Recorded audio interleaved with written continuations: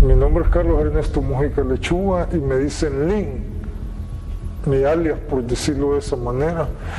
Eso nada me quita ni nada me pone. Yo soy lo que soy y estoy seguro de lo que soy. No me siento orgulloso por lo que soy, pero tampoco puedo ponerme a llorar por lo que, ¿verdad? No, la vida continúa, ¿me comprendes? Sigue. Bukele no soportó más y tomó una medida drástica que pocos podrían imaginar contra el viejo Lin. Algo tan drástico que aseguraría que no volvería a molestar más nunca. ¿Pero qué fue lo que hizo? ¿Hasta dónde fue el límite que llegó Bukele? Quédate hasta el final del video y descúbrelo. En el oscuro entramado de la prisión del Secot, la figura imponente del viejo Lin había sido una sombra amenazante. Una fuerza indomable que parecía inquebrantable. Pero incluso las sombras más temibles encuentran su final cuando desafían la luz más brillante y poderosa. Para el viejo Lin, esa luz era el presidente Nayib Bukele, un hombre cuyo odio hacia el líder de los Mara había alcanzado su punto culminante. La noticia del secuestro de la hija de Bukele se había propagado como un incendio en un campo seco. Los rumores decían que el viejo Lin había orquestado el rapto desde su celda, utilizando su influencia para golpear al presidente donde más le dolía. La pequeña había sido rescatada gracias a una operación encubierta, pero el daño ya estaba hecho. La furia de Bukele era palpable y su decisión era inamovible. El viejo Lin debía pagar con su vida y su ejecución debía ser un ejemplo para todos. El día de la ejecución amaneció con un cielo gris, como si incluso la naturaleza estuviera de acuerdo con la gravedad de lo que iba a suceder. La prisión estaba más silenciosa de lo habitual. Un aire de anticipación y miedo envolvía a los internos. Las órdenes habían sido claras. Todos debían asistir al centro de la prisión, donde se llevaría a cabo la ejecución en vivo del viejo Lin. Nadie estaba exento. Los guardias arrastraron al viejo Lin desde su celda hasta el centro del patio, donde una plataforma había sido erigida. A pesar de las circunstancias, Lin mantenía una expresión de desafío en su rostro. Sabía que su fin estaba cerca, pero no mostraría debilidad. Alrededor de la plataforma, los presos se agolpaban en silencio, sus miradas fijas en el hombre que había sido tanto un líder como un opresor. Nayib Bukele apareció en escena con una calma aterradora. Vestía un traje oscuro y sus ojos brillaban con una determinación que pocas veces se veía. Tomó el micrófono y con voz firme dirigió unas palabras a los presentes. Hoy El Salvador verá justicia. Hoy aquellos que han vivido en el terror sabrán que su sufrimiento no ha sido en vano. Hoy el viejo Lin pagará por sus crímenes. El viejo Lin fue forzado a arrodillarse en el centro de la plataforma. Los murmullos entre los prisioneros eran casi inaudibles, pero la tensión en el aire era tangible. Bukele no apartó la mirada del hombre que había causado tanto dolor y sufrimiento. Lin, dijo, su voz resonando en el patio, tus días de sembrar miedo han terminado. Los guardias se separaron y la multitud contuvo el aliento. La ejecución no sería ni rápida ni misericordiosa. Bukele había decidido que sería un mensaje contundente, un recordatorio de lo que le sucedería a aquellos que se atrevieran a desafiar su autoridad y amenazar a su familia. Los minutos que siguieron fueron un testimonio del brutal final del viejo Lin. El primer disparo resonó en el aire, impactando en su pierna. Un grito de dolor se escapó de sus labios, pero sus ojos seguían desafiantes. Bukele quería que cada segundo de sufrimiento quedara grabado en la memoria de los presentes. Un segundo disparo, esta vez en el hombro, hizo que Lin se desplomara parcialmente, su cuerpo temblando de dolor. Pero la ejecución no se detuvo ahí.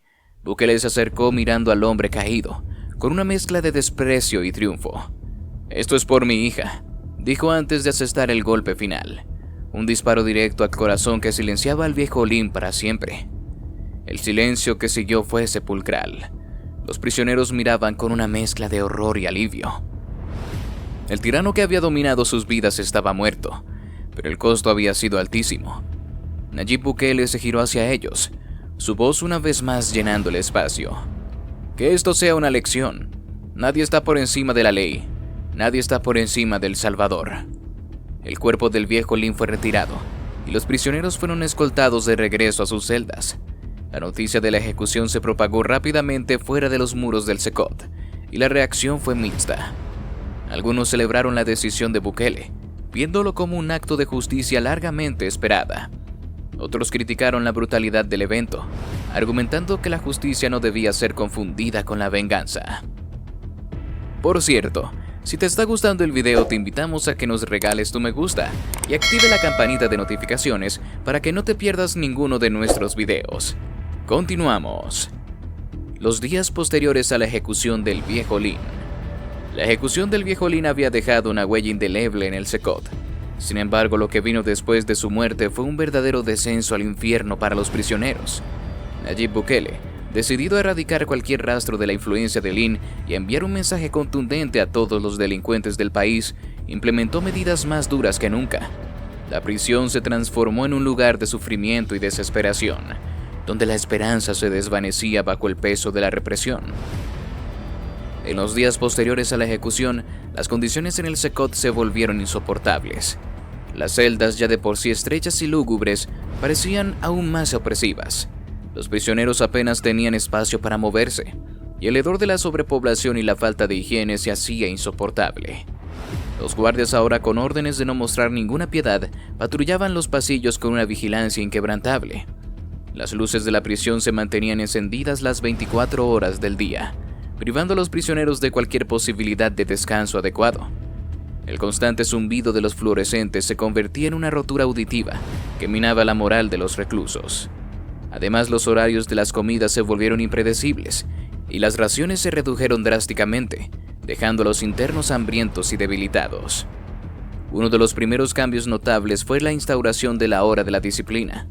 Cada día a las 6 de la mañana, todos los prisioneros eran obligados a salir de sus celdas y formar filas en el patio central. Bajo la mirada vigilante de los guardias armados, se les hacía permanecer de pie durante horas, sin moverse, bajo el sol ardiente o la lluvia torrencial. Cualquier intento de resistencia o queja se encontraba con golpes brutales y castigos ejemplares. El silencio era otra de las nuevas reglas impuestas. A los prisioneros se les prohibió hablar entre ellos. Las celdas eran monitoreadas constantemente, y cualquier murmullo era suficiente para que los guardias irrumpieran y castigaran a los responsables. Este aislamiento forzado rompía los vínculos de camaradería que algunos incluso habían desarrollado, aumentando la sensación de soledad y desesperanza.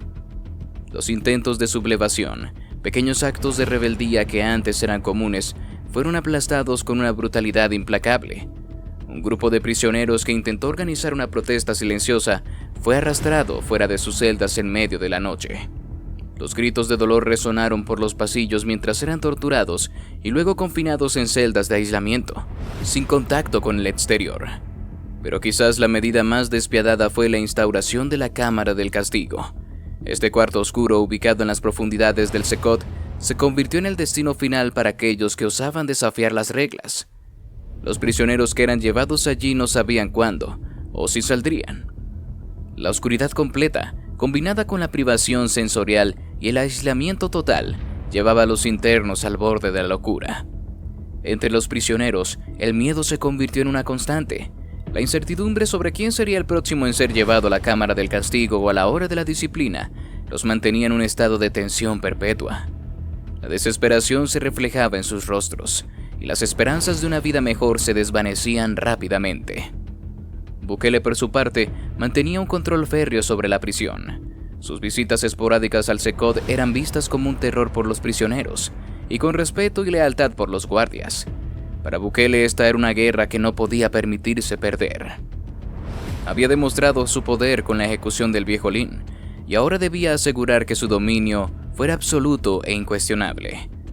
En medio de este infierno, algunos prisioneros intentaban mantener una chispa de esperanza. Se susurraban historias de posibles planes de fuga, aunque sabían que cualquier intento sería prácticamente un suicidio. La camaradería, aunque reprimida, no podía ser completamente erradicada. Algunos reclusos compartían su ración de comida o intercambiaban miradas de apoyo silenciosas, recordándose mutuamente que aún eran humanos en medio de la deshumanización total. Los días se convertían en semanas y las semanas en meses, pero la opresión no cedía. El Secot, bajo las nuevas órdenes de Bukele, se había convertido en un lugar donde el sufrimiento era la norma y la esperanza un lujo. La ejecución del viejo Lin había sido solo el comienzo. La verdadera tortura era la vida diaria en el Secot, un infierno en la tierra del que pocos esperaban salir con vida o cordura. El discurso de Bukele.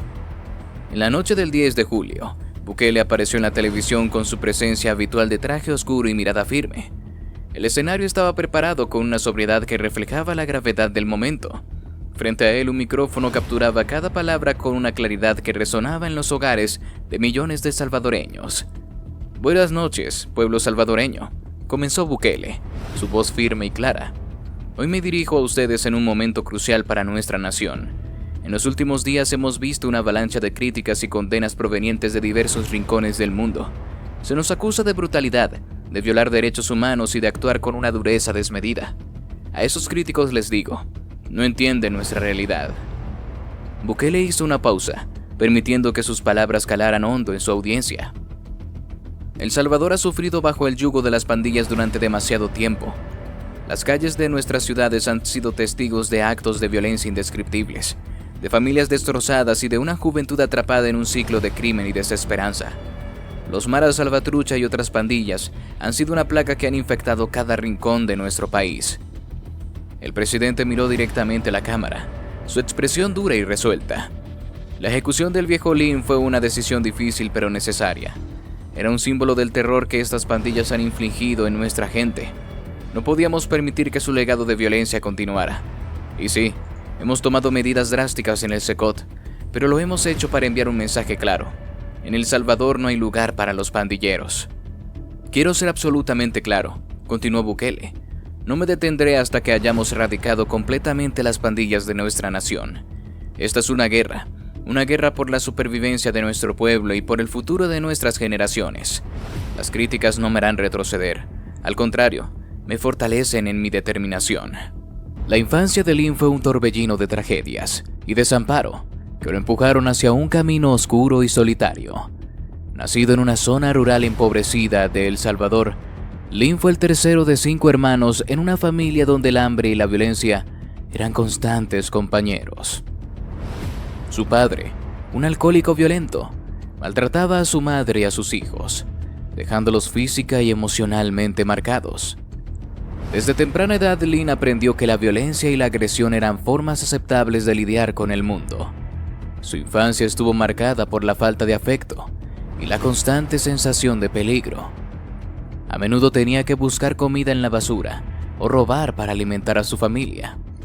La escuela era un lujo que rara vez podía permitirse, ya que el trabajo duro y la supervivencia eran las principales preocupaciones de su familia. A medida que crecía, Lin se volvió cada vez más resentido y desconfiado. Veía a su padre como un modelo a seguir, un hombre que imponía su voluntad a través de la fuerza bruta. La idea de que la vida podía ser diferente, de que él podía ser diferente, parecía cada vez más lejana. A los 12 años, Lin presenció la muerte de uno de sus hermanos a manos de una banda rival. Este trágico evento marcó un punto de inflexión en su vida, llenándolo de odio y sed de venganza. Decidió unirse a una pandilla local, donde encontró el sentido de pertenencia y la protección que tanto anhelaba. Para él la pandilla era una familia, un refugio en un mundo que lo había rechazado. Con el tiempo, Lin ascendió en las filas de la pandilla, ganando respeto y temor por igual. Su reputación de ser implacable y despiadado lo precedía, y él la abrazaba como un escudo contra un mundo que lo había herido una y otra vez. El descenso al mal. En la mañana del 7 de enero de 2003, la prensa gráfica anunció con orgullo que la ONU había finalizado la verificación de los acuerdos de paz, marcando así el cierre de un ciclo simbólico. La palabra paz podía considerarse oficialmente graduada y archivada en algún despacho de Nueva York. Esa misma noche, el viejo Lin, ya identificado por la policía como el principal líder del barrio 18 en El Salvador, visitó la colonia Dina al sur de San Salvador para abrazar y mostrar su apoyo al Chino Pizurra, el joven líder local. Sin embargo, el ambiente en la zona estaba tenso debido a un reciente incidente en el que Pizurra había ordenado la ejecución de uno de sus soldados, conocido como el Cuche, como castigo por perder un arma. Esta acción indignó a parte de la pandilla, especialmente al Cranky. Cranky, líder de la colonia Ibu cercana, tenía influencia en la zona y advirtió a Pizurra que la vida de un miembro de la pandilla no valía un arma perdida. A pesar de esto, Pizurra, de 19 años, se sentía lo suficientemente seguro para decidir por sí mismo lo que era justo en su territorio, en su mercado de drogas y en las 8 calles que controlaba para la cúpula de la pandilla y para Lynn, quien era su rostro visible. Esa misma noche, mientras Lynn y Pizurra conversaban, Cranky y su lugarteniente, Duque, llegaron a la DINA y esperaron. Después de que Lynn se fue, se acercaron a Pizurra. Lo apartaron y lo asesinaron en la calle con 17 tiros de AK-47 y M16, armas de guerra utilizadas para enviar un mensaje a todos los miembros de la pandilla. La forma en que estaban siendo gobernados no podía continuar. Lynn consideró la acción de Cranky como una traición, ya que creía que debía haber sido consultado antes de tomar esa decisión. Para él, matar a alguien a quien acababa de abrazar era un abuso intolerable de confianza. Motivados por Lynn, muchos pandilleros armados buscaron a Cranky y a Duque en los días siguientes para vengar la muerte de Pizurra, aunque no lograron encontrarlos. Esta situación marcó el inicio de un enfrentamiento mortal para establecer los límites y dejar claro que en el barrio 18 solo había una forma de castigar y un único juez. En los años 70, en Los Ángeles, un hombre blanco se acercó a un niño salvadoreño de unos 12 años que estaba mirando por la ventana de un restaurante y le dijo con un acento despectivo: "No habla español", insinuando que no debía hablar español. Estas palabras resonaron en la mente del niño, quien años después se convirtió en pandillero. Adoptó el nombre de Lince, se unió a la 18th Street y se tatuó su primer 18 como símbolo de pertenencia. En El Salvador, décadas después, nadie recuerda esa X, que fue cambiada por una I. Aquí es Lynn, y el 2 de julio de 2011 cumplió 49 años. La influencia y el misterio que rodean al viejo Lynn en el barrio 18 se deben en gran parte a su enigma y a la sombra que proyecta, que cambia en altura e impenetrabilidad según la luz y la perspectiva desde la que se observe. Su autoridad muchas veces parece mítica, reinando sobre hombres fornidos y armados. Su ascenso en la cúpula pandilleril a finales de 2002 es un enigma para muchos, con rumores que sugieren que en los años 80 vendía drogas al barrio 18 en Estados Unidos, aunque algunos dudan incluso de que hable inglés o haya estado en el norte. El pasado guerrillero de Lynn con el Partido Revolucionario de los Trabajadores Centroamericanos, PRTC, también contribuye a su sombra alargada. Aunque él mismo ha admitido públicamente su pertenencia al PRTC, los rumores dentro de la pandilla lo exageran, haciéndolo parecer aún más formidable, como si hubiera aprendido a ser más duro y fatal en la guerrilla. Este efecto se ve también en otros cuarentones del barrio 18 que sirvieron en el ejército durante la Guerra Civil de El Salvador. Haber peleado en una guerra les otorga un aura de respeto y experiencia que los jóvenes pandilleros no pueden igualar, incluso a pesar de sus actos más violentos y extremos. La ironía de que la primera cárcel de Lynn fuera la de un revolucionario no se pierde.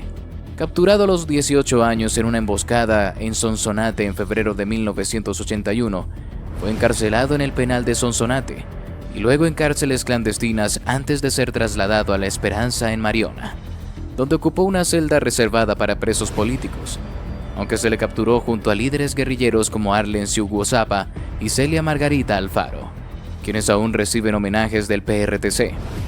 Lynn parece haber sido olvidado por muchos en el FMLN. Otro militante del PRTC que compartió condena con Lynn lo recuerda con el pelo rizado y largo, vistiendo siempre un centro oscuro y una gorra verde con un broche en la visera. Descrito como serio y poco amigo de bromas, era alguien con quien hablar significaba estar dispuesto a debatir fuertemente, debido a su seriedad y claridad de ideas. Su expediente penitenciario incluye su encarcelamiento por subversivo y su liberación por orden directa de la Corte Suprema de Justicia el 1 de abril de 1982. Tras su paso por la cárcel, Lynn regresó a la montaña, combatiendo en el volcán de Guazapa bajo las órdenes de Manuel Melgar, actual ministro de Seguridad. Aunque su antiguo compañero asegura que Lynn desertó del PRTC en 1983, Lynn solo menciona que regresó a Los Ángeles donde en los años 80 recibió con alegría los primeros grafitos de la Mara Salvatrucha en los barrios habitados mayoritariamente por centroamericanos. Celebraba el empuje de los salvadoreños en la ciudad, siendo el miembro de la 18th Street. En esa época aún no existía la enemistad mortal que desde 1989 ha unido a la MS-13 y al Barrio 18. Aunque Lynn mantuvo más vínculos con El Salvador que la mayoría de los jóvenes que crecieron en el sur de California con apellido y nostalgia salvadoreña, hablando, pensando y actuando en inglés, no se enraizó allí y regresó a su país. Su sombra se pierde hasta que un archivo revela que ingresó al penal de Santa Ana el 29 de diciembre de 1992, acusado de robo, pero fue liberado 6 meses después al ser declarado inocente. Regresó a la misma cárcel el 12 de octubre por homicidio. Por cierto, si te está gustando el video, te invitamos a que nos regales tu me gusta y active la campanita de notificaciones para que no te pierdas ninguno de nuestros videos. Continuamos. ¿Cómo es su vida en el CECOT? Desde su llegada a CECOT, Lynn ha mantenido una actitud reservada y distante, alejándose de los conflictos internos entre los reclusos. Su reputación como líder pandillero lo ha precedido, lo que le ha granjeado respeto entre algunos reclusos y temor entre otros. Sin embargo, a pesar de su posición aparentemente privilegiada, Lynn ha optado por mantenerse al margen de las disputas y alianzas dentro de la cárcel, prefiriendo mantener un perfil bajo y evitar llamar la atención. La rutina diaria de Lynn en la cárcel es monótona y desoladora. Se levanta temprano cada mañana para desayunar una comida insípida y sin sustancia. Durante el día pasa la mayor parte del tiempo en su celda, reflexionando sobre su vida y las decisiones que lo llevaron a ese lugar. A veces se le permite salir al patio durante unas pocas horas, donde camina en círculos, perdido en sus pensamientos, mientras observa a los otros reclusos con una mirada vacía y distante. Las relaciones de Lynn en la cárcel son escasas y superficiales. Aunque algunos reclusos lo respetan por su historial en la pandilla, la mayoría lo ve con desconfianza y cautela, conscientes de su reputación de ser implacable y despiadado. Lynn ha aprendido a vivir con la soledad y el aislamiento, convirtiéndose en su única compañía en medio de un mar de caras desconocidas y hostiles. A pesar de su aparente resignación a su destino, hay momentos en los que la sombra de su pasado se hace más pesada. En las noches solitarias, cuando el silencio de la cárcel lo envuelve, Lynn se encuentra a sí mismo atormentado por los recuerdos de su vida anterior. Recuerda los rostros de aquellos a quienes lastimó y las vidas que destruyó en su camino hacia la cima de la pandilla. Se pregunta si alguna vez podrá redimirse por sus acciones, si alguna vez podrá encontrar la paz que tanto anhela. ¿Se podría decir que tuvo la oportunidad de tener una vida diferente? Sí, se podría decir que Lynn tuvo la oportunidad de tener una vida diferente. A pesar de haber crecido en un entorno difícil y haber enfrentado numerosas adversidades, hubo momentos en su infancia donde podría haber tomado un camino diferente si hubiera recibido el apoyo y la orientación adecuados. Por ejemplo, si Lynn hubiera tenido acceso a una educación de calidad, podría haber desarrollado habilidades y perspectivas diferentes sobre la vida. Además, si hubiera recibido el apoyo emocional necesario en su hogar, podría haber aprendido a manejar sus emociones de manera más saludable y a desarrollar relaciones más positivas con los demás. Sin embargo, dadas las circunstancias de su infancia y el entorno en el que creció, Lynn fue empujado hacia un camino marcado por la violencia y la delincuencia. La falta de oportunidades y la presión de su entorno lo llevaron a tomar decisiones que lo llevaron por un camino oscuro y peligroso. En última instancia, la historia de Lynn es un recordatorio de cómo las circunstancias de la vida y las oportunidades pueden influir en el curso que tomamos. Aunque tuvo la oportunidad de tener una vida diferente, las circunstancias conspiraron en su contra, llevándolo por un camino que lo cambiaría para siempre. Y así llegamos al final de este video. Si te gustó, te invito a que nos des tu me gusta para seguir haciendo más videos como este. Además de que no olvides suscribirte y activar la campanita para que no te pierdas ninguno de nuestros nuevos videos. Te deseo un gran día. Hasta la próxima.